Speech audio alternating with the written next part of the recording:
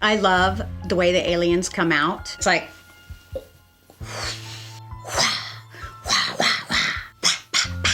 yeah, they have some cool abilities, I'm not gonna lie. I'm reviewing Parasyte the Grey.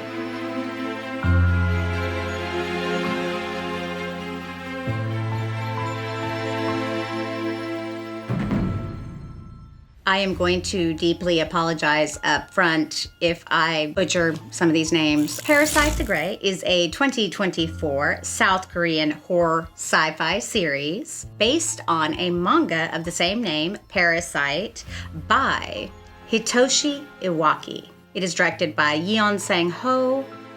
It stars Jeon Soo-ni, Koo Kyo-won, Lee Jung-hoon.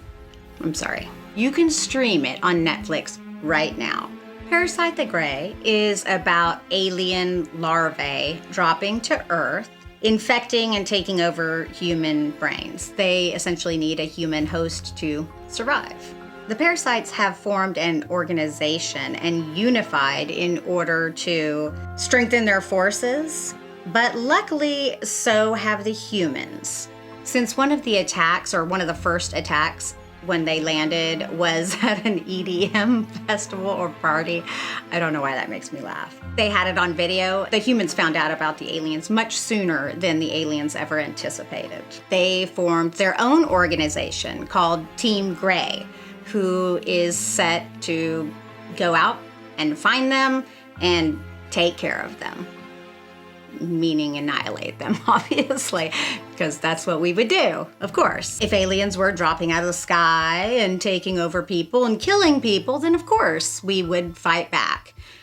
One woman, however, is different. She was actively being attacked as her parasite or alien decided to invade her body. And because of that, the alien had to heal her body instead of being able to take over her brain in its entirety. Therefore, they are living in a half-life kind of state, half parasite, half human. Because of that, the parasite can only take over her body or her consciousness for a short amount of time each day. Her and her parasite have found ways to communicate with one another. They actually make a cute reference to Dr. Jekyll and Mr. Hyde, which is clever and cute. With this being a South Korean production, of course, it is subtitled. I watched the subtitled version because I think the subtitled version is typically far better than the dubbed version, but for you out there that hate subtitles, there is a dubbed version of this as well on Netflix. So that's nice. Also, I should state that I have not seen the anime Parasyte the Maxim that this is based on, but after watching this, I'm probably going to check it out. That is available to stream on Hulu as well, if you're interested in that.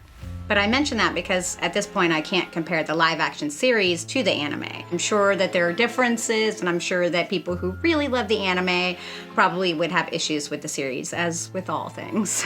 I should also mention that the original anime is Japanese, and this was adapted into a live action South Korean series. The cinematography is wonderful. It's stellar. There were some amazing kinetic shots. There's a lot of good action and good fighting scenes in this series. I loved that. It's very fun, very cool. Of course, there's some decent gore, actually quite a bit of it. Most of it is CGI, but there is some practical effects mixed in with the CGI, and the marriage between the practical effects and the CGI is wonderful. I know every horror fan is not the biggest fan of CGI, but it is a must in lots of cases. And in this case, it's clearly a must. There's far too much here. It would be impossible to achieve some of the things that they achieved here without CGI. And the CGI really works, and it really looks good. It made it extra gory. You know, I like my gore. Basically, because the aliens take over the human's brain, they're contained within the head. So only the head pretty much transforms. The creatures resemble Resident Evil, the game especially, and also Stranger Things. Like the Demogorgon, you definitely see some of that mixed in here as well. The lead, who has to switch from her human self to her parasite self, is great. You knew exactly who she was at any given moment. And they were clever with the makeup as well, because they gave her like a red kind of outline around her eyes when she was the alien. So that was a nice little touch that they did, because you immediately knew who she was. The aliens, as you would suspect, once they invade the person's brain, have a hard time conveying emotion. But since she actually hasn't been taken over, in essence, still presents as a human. You don't know if a person is infected or not. They run tests and x-rays on their task force to make sure that they are all parasite free. No problems there. Nothing could possibly go wrong with that, right? Nothing. You know you have excellent and incredible sound when you don't notice it. That is the biggest indicator that sound is successful. It is enhancing everything that's happening on the screen and not jumping out at you. And that's what this series did for me. I actually had to kind of go back and focus on the sound to even consider it or think about it. And it's wonderful. They do have, in addition to the CGI effects, they did these sound effects with them that I'm shocked I didn't notice watching. It worked so well. Clearly my favorite part of the series is the story. It is fascinating because when it starts out, you clearly hate the parasites because, hello, here they are coming in and killing all these people, and it's awful. But you start to understand them when you see it from a more human perspective and maybe how similar we are. It's interesting how they can make these alien characters who are coming and killing humanity so sympathetic, and I loved that. The writing is excellent on this. One of the greatest things about this series is that, yes, truly, each character does have an arc, and their arc comes to completion, and it is very, very good. Gives you a lot of backstory on the characters. The lead woman, police officer, she is the lead of the Team Grey, is pretty impulsive and rash when we first see her, and it takes a while to reach her arc. Like, I super disliked this character. I was like, ugh, God, how did she get to be where she is? But you start to understand why she is the way that she is. She also had this like crazy element. She's explaining something about the parasites, and I was like, man, she's crazy. I love her.